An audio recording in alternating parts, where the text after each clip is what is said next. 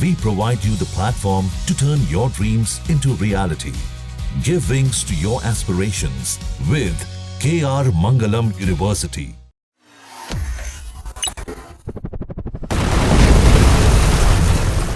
भारत और पाकिस्तान के बीच कुछ दिनों के संघर्ष के बाद आखिरकार सीज फायर हो गया। इस सीज फायर का श्रेय अमेरिका समेत कई देश ले रहे हैं, लेकिन क्या आपको पता है कि इस सीज फायर की टेबल तक पाकिस्तान कैसे पहुंचा? दरअसल इसके पीछे छिपा है पाकिस्तान का वो डर जिसके बाद पाकिस्तान दौड़ा दौड़ा अमेरिका के पास पहुंचा और मदद की गुहार लगाने लगा। दरअसल ऑपरेशन सिंदूर के तहत 7 मई को पाकिस्तान के कई आतंकी ठिकानों पर भारत की तरफ से जवाबी कार्रवाई की गई। इस कार्रवाई का सबसे बड़ा और चौंकाने वाला हिस्सा था 10 मई को पाकिस्तान के नूर खान एयरबेस पर भारत का सटीक मिसाइल हमला, जिसने न केवल पाकिस्तान की सैन्य ताकत को झकझोर दिया बल्कि उसके परमाणु हथियारों की सुरक्षा पर भी सवाल खड़े कर दिए।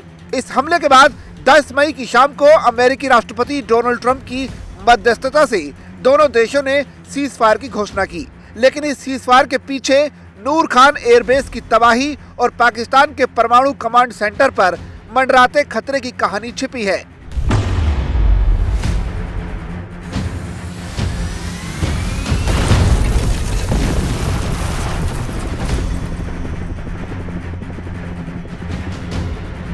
नूर खान एयरबेस को पहले चकला एयरबेस के नाम से जाना जाता था।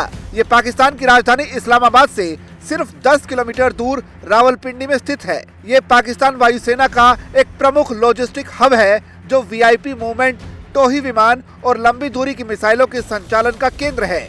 सबसे अहम बात, ये एयरबेस पाकिस्तान के स्ट्रेटेजिक प्लान्स डिवीजन और नेशनल कमांड अथॉरिटी के मुख्यालय के बेहद करीब है, जो देश के लगभग 170 परमाणु हथियारों की सुरक्षा और संचालन का जिम्मा संभालता है।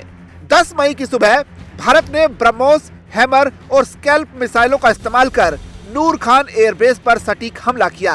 न्यूयॉर्क टाइम्स की एक रिपोर्ट के मुताबिक यह हमला इतना घातक था कि पाकिस्तान के एयर डिफेंस सिस्टम इसे ट्रैक करने में पूरी तरह से नाकाम रहे। हमले में एयरबेस का महत्वपूर्ण बुनियादी ढांचा तबाह हो गया और पाकिस्तानी सेना में खलबली मच गई।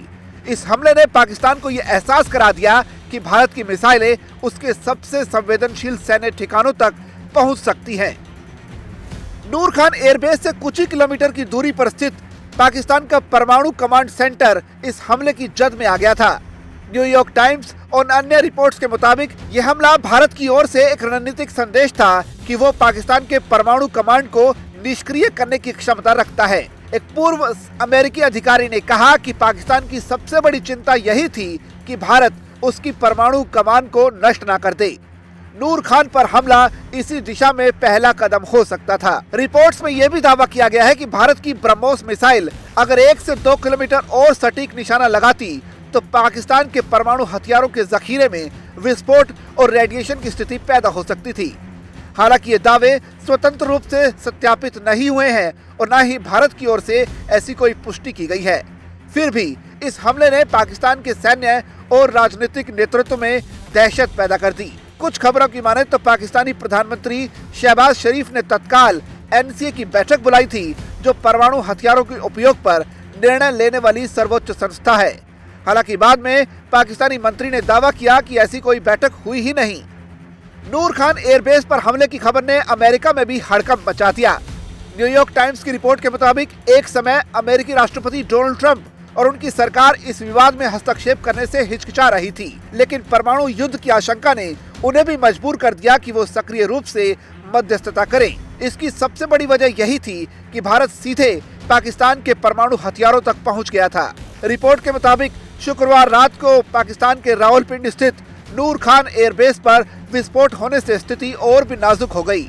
ये बेस न केवल पाकिस्तान की वायुसेना का एक प्रमुख परिवहन केंद्र है, बल्कि ये उनके परमाणु हथियारों की सुरक्षा में जुड़ी स्ट्रेटेजिक प्लान्स डिवीजन के मुख्यालय के निकट भी स्थित है।